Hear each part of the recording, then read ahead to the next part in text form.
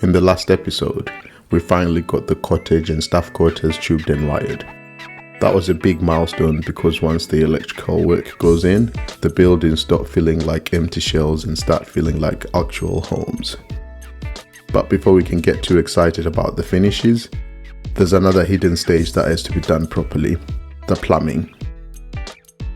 And later on in the video, I'll also break down what this plumbing stage cost.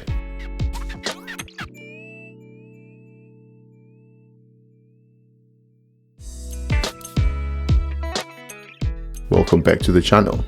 If you're new here, I'm documenting the journey of building a home in Zimbabwe while living abroad. The goal is to show the process honestly, the good parts, the mistakes, the costs, the lessons, and all the small decisions that go into building something from the ground up. So if that sounds like your kind of content, consider subscribing and following the journey. Today, we're getting into the plumbing stage. It's not the most glamorous part of the build, but it's definitely one of the most important. Because once the plastering, tiling, and floors are done, plumbing mistakes become much more expensive to fix.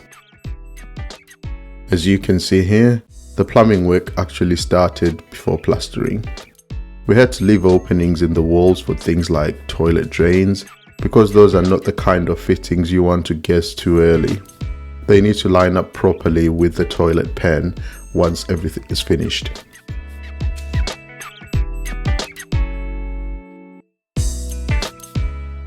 We also installed things like water pipes for taps, as well as drainage pipes for the sinks, showers, bathtubs, and outside gully drains, so they could all be plastered neatly.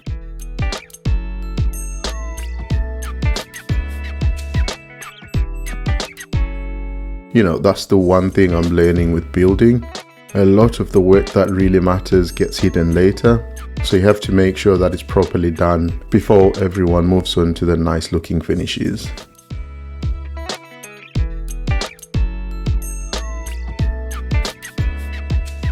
Once the plastering was done, we started installing the bathroom fixtures. The first thing that was positioned were the toilet seats, followed by the sink.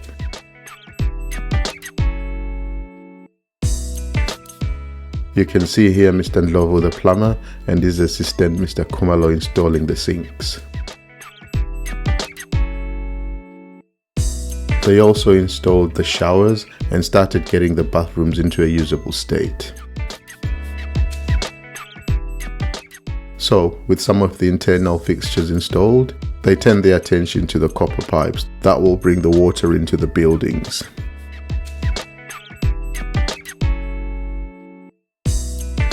And one thing I learned very quickly is that Mr. Mtho is very serious about his right angles. Everything had to be straight, neat, and properly aligned. Now, some people prefer to have these pipes plastered into the walls for aesthetics, and I understand that. But personally, I feel like if the pipes are neatly done, they don't really take anything away from the final look. Also, having some of the pipework exposed can make maintenance easier later, because if there's ever a leak or an issue, you don't have to start breaking walls just to find the problem. Copper pipes are really expensive, so there's always an option of using galvanized steel pipes or other alternatives depending on your budget. But copper has some clear advantages. It doesn't rust the same way steel does, it generally lasts a long time, and it handles pressure and heat very well. So that makes it a good option for water supply lines, especially if you want something durable. So here in the cottage ensuite, you can see the toilet, the sink, and the shower are now in. I'm sure some of you will remember that in a previous video, I floated the idea of buying some of these fittings from China. But at the end, I crunched the numbers and came to the conclusion that for the cottage and staff quarters, it just really wasn't worth it.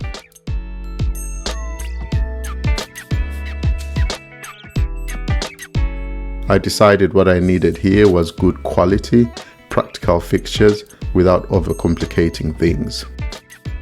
That's why I went with these separate taps instead of mixer taps. Mixer taps can look more modern, but depending on the quality, they can also become a maintenance issue over time.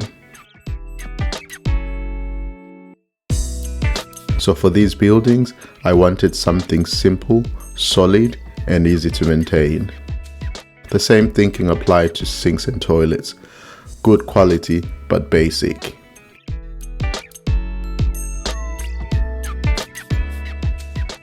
The next task was connecting the toilet to the waste line that goes to the septic tank.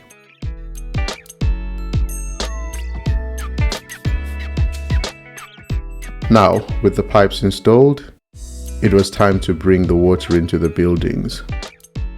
Remember, this is a fully off-grid setup, so the water is going to be coming from the tanks.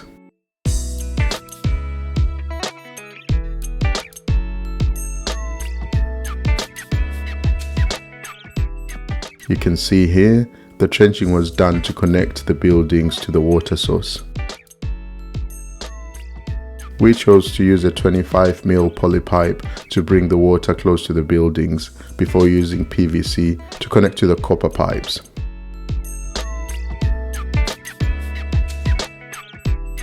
The pipe size matters because we'll be using a booster pump. You don't want pipes that are too small, because they'll restrict flow. But you also don't want the system badly balanced because too much pressure in the wrong places can cause leaks or bursts over time. So the aim here is to get enough water flow to the buildings while still keeping the system safe and manageable.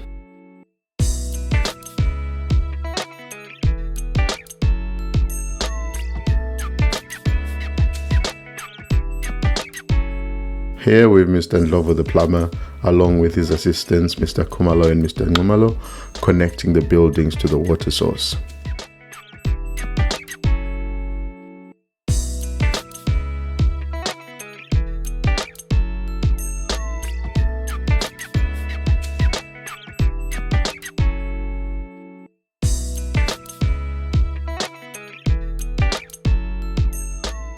And the keen-eyed amongst you will notice that they've exhausted a few bottles of Ingwebu Cream Dada.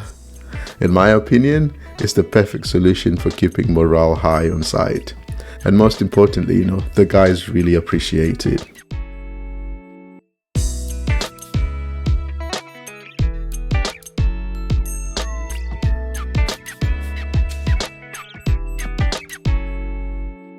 And here we have the return of another main character in this series, the man who's an expert in all things borehole installations.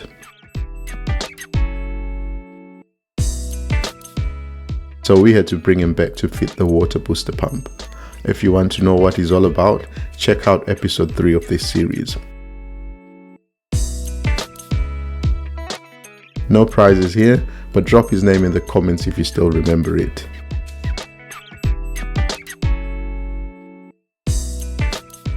And you can see here that we used a temporary sink frame just to allow plumbers to test and work on the sink connections before proper kitchen units are fitted.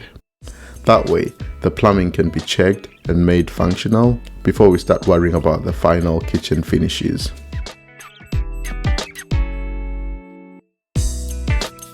And here in the staff quarters, the bathroom fixtures are now fully connected.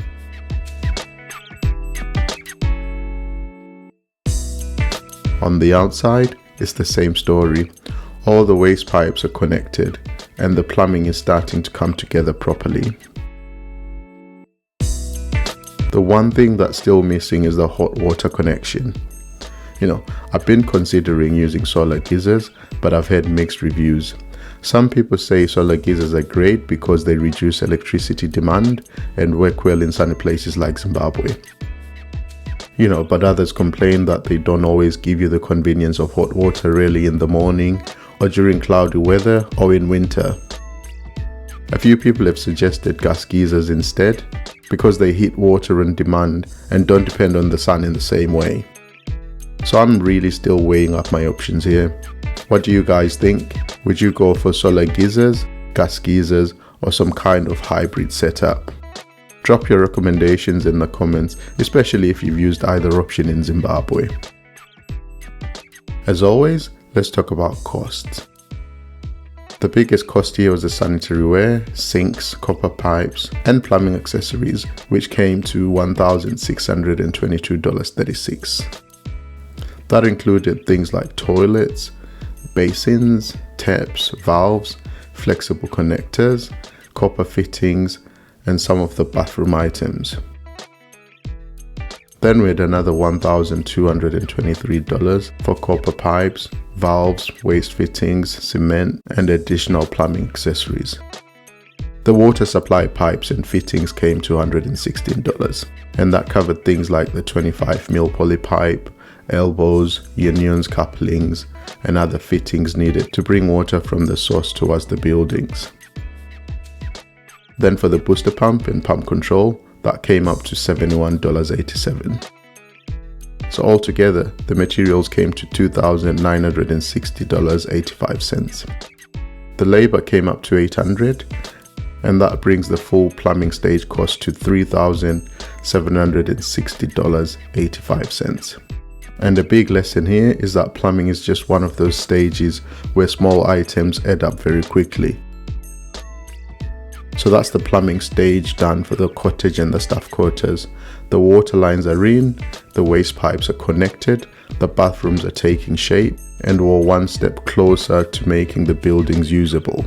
As always, let me know what you think in the comments.